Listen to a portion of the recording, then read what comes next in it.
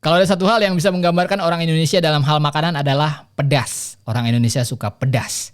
Dan di video kali ini kita akan bahas sebuah brand yang menurut gua berhasil mendisrupsi kategori pedas sepedas mulut netizen. Di channelnya gue upload konten apapun yang gue suka. Subscribe dan nyalain lonceng notifikasi jadi nggak ketinggalan video berikutnya. Brand yang gue maksud tidak lain dan tidak bukan adalah, ya kalian udah baca di judul juga sih ya. Tapi sebelum kita masuk ke Bon Cabe, gue mau bilang kalau ini adalah segmen baru di channel gue dan nanti akan ada playlist khusus untuk semua video di kategori-kategori ini. Segmen baru dan playlistnya bernama Porto Gue. Jadi di segmen ini gue akan bahas strategi komunikasi dan kreatif berdasarkan kerjaan beneran alias portfolio gue. Nah bedanya apa nih dengan video-video lain? Well, kalau di video lain mungkin materinya based on asumsi, teori, dan riset sana-sini. Khusus untuk video-video di segmen Porto Gue ini, materinya memang bersumber dari kerjaan gue beneran. Artinya apa? Well, berarti materi yang gue sampaikan memang berdasarkan dari problem brand, briefnya seperti apa, insight-nya gimana, proses kreatifnya kayak apa, brainstorming-nya gimana, dan lain-lain. Ibaratnya gini deh, gue nyeritain proses kerjaan gue dari awal sampai selesai, dan gue kemas dalam bentuk video. Mudah-mudahan buat kalian yang tertarik dengan dunia marketing, komunikasi, advertising, atau kreatif, bisa mengambil manfaat dari video-video ini. Oke, let's go. Bon Cabe adalah salah satu brand yang gue handle campaign launchingnya di tahun 2013. Boleh dibilang gue cukup beruntung bisa terlibat di kampanye launching perdana dari sebuah produk yang menurut gue bukan hanya menarik, tapi punya potensi untuk mendisrupsi sebuah kategori produk. Kita akan obrolin lagi hal ini nanti. Sekarang kita masuk ke produknya dulu. Zaman sekarang boleh dibilang nggak ada yang nggak kenal Bon Cabe. Kalau kalian suka pedas dan belum ngerasain Bon Cabe, mungkin kalian tinggal di Goa. Atau ya Bon Cabe distribusinya nggak nyampe ke kota kalian. Itu lebih masuk akal sih. Bon Cabe adalah produk cabai bubuk yang bisa ditabur ke berbagai macam makanan agar selera makanan bisa menjadi lebih meningkat. Baik lagi kepada insight, buat orang Indonesia makan tanpa sambal berasanya kayak nggak makan. PT Kobe sebagai produsen tepung bumbu melihat insight ini sebagai peluang untuk mengembangkan produk baru. Tapi yang menarik adalah Kobe tidak ingin mengeluarkan another sambal produk. Kenapa? Gini. Pertama kalau kita ngomongin penambah rasa pedas pada makanan, selama ini pilihannya antara sambal atau saus. Sambal lebih digunakan untuk pendamping makanan berat, sedangkan saus lebih ke arah jajanan, khususnya jajanan yang berkuah. Sambal biasanya diproduksi sendiri di skala rumahan, sedangkan saus biasanya tersedia di tempat-tempat jajanan dan juga dijual bebas untuk konsumsi sehari-hari. PT Kobe melihat peta persaingan di kategori produk saus sambal cukup ketat dan dipenuhi dengan brand-brand yang telah matang. Sebut aja ABC, Indofood, Del Monte, Sasa, Belibis, dan lain-lain.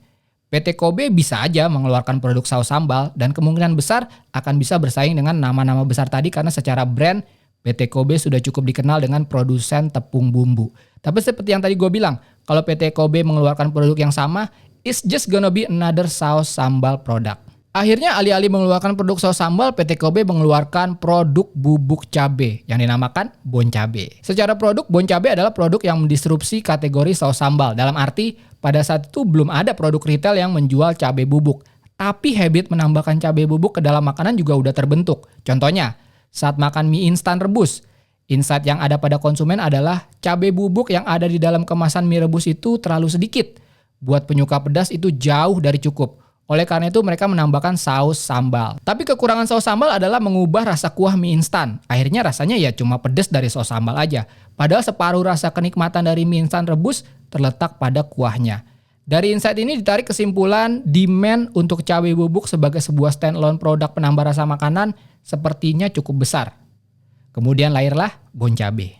Dan brief inilah yang datang ke agensi gue pada saat itu yaitu Matahari Advertising untuk membuat strategi dan eksekusi kreatifnya.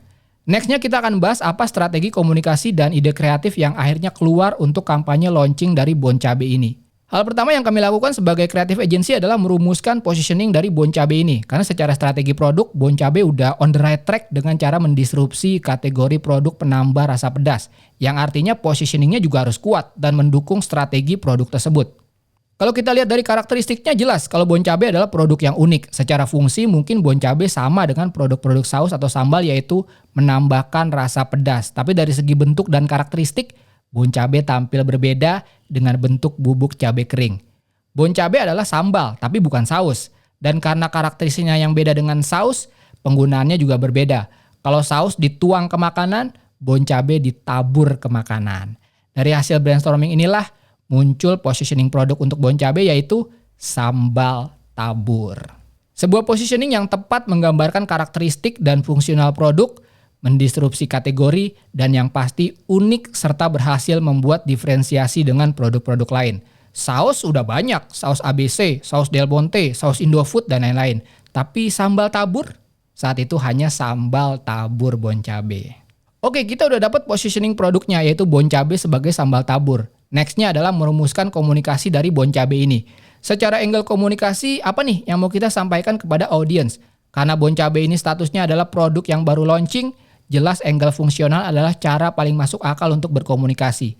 Audiens perlu tahu dengan jelas apa itu bon cabe, fungsinya apa, kelebihannya apa, dan lain-lain.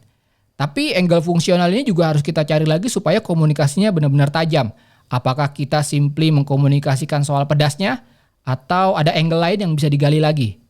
Yuk kita balik ke insight konsumen. Kalau ngomongin soal makanan, fungsi saus dan sambal adalah sebagai penambah rasa sedap makanan. Dan seperti yang gue bilang di awal, ini habit dari masyarakat kita yaitu makan harus ada sambal. Bahkan kalau rasa makanan agak kurang sedikit dan hambar, tambahin aja saus dan sambal pasti beres. Dari insight inilah muncul preposisi komunikasi untuk bon cabe yaitu dengan sambal tabur bon cabe, makanan biasa jadi luar biasa. Nah, biasanya dari preposisi ini tim kreatif akan mulai cari ide-ide kreatifnya seperti apa. Bagaimana menurunkan preposisi makanan biasa jadi luar biasa ke dalam sebuah storyline TVC. Seperti apa kira-kira ide-idenya? Apakah seorang ibu yang anaknya susah makan lalu dikasih bon cabe jadi makannya banyak banget? Itu terlalu standar dan kayaknya semua komunikasi yang berhubungan dengan produk makanan pasti menggunakan setting dan cerita ini. So, ide ini nggak bagus. Dan inilah yang biasanya terjadi di proses brainstorming. Anggota tim kreatif jangan segan-segan untuk dalam tanda kutip membunuh ide yang tidak bagus dan mencari lagi ide-ide yang bisa menjawab brief komunikasi dari produk tersebut. Nah, jadinya seperti apakah TVC yang waktu itu kami buat sebagai materi komunikasi untuk launching produk bon cabe? Ada 3 versi TVC. Mari kita lihat dulu sambil gue ceritain ide di balik TVC tersebut. Ini dia. Makanannya boleh biasa, pedasnya harus berasa. Bon cabe, sambal tabur yang mantap buat semua makanan. Sambal tabur bon cabe, pedasnya berasa. Makanannya boleh biasa, pedasnya harus berasa. Bon cabe, sambal tabur yang mantap buat semua makanan. Sambal tabur bon cabe, pedasnya berasa. Makanannya boleh biasa, pedasnya harus berasa. Bon cabe, sambal tabur yang mantap buat semua makanan. Sambal tabur bon cabe, pedasnya berasa. Oke, setelah kalian lihat dari TVC tadi, dari preposisi makanan biasa jadi luar biasa, kami turunkan menjadi sebuah ide tempat-tempat makanan yang makanannya biasa aja, tapi terlihat satu pelanggan yang makannya lahap bener, hingga pelanggan yang lain pun heran. Dan ternyata rahasianya ia menaburkan bon cabe ke dalam makanan yang biasa tersebut. Problem di eksekusi kreatif pada saat itu adalah bagaimana nih kita meng-establish tempat makan yang makanannya biasa aja. Solusinya adalah memperlihatkan plang nama tempat makanan tersebut yang terlihat biasa-biasa saja. Kalau kita lihat di 3 versi iklan yang tayang yaitu rumah makan Padang, bakso, dan nasi goreng, terlihat nama tempat makanan yang sedikit ditwist. Rumah makanan Padang yang biasanya namanya Salero Bundo atau Salero Basamo, ditwist menjadi Salero Biaso alias Salera biasa aja. Warung bakso yang biasanya namanya bakso lezat, bakso sedap, ditwist menjadi warung bakso hambar. Atau warung nasi goreng, jadi nasi goreng nanggung.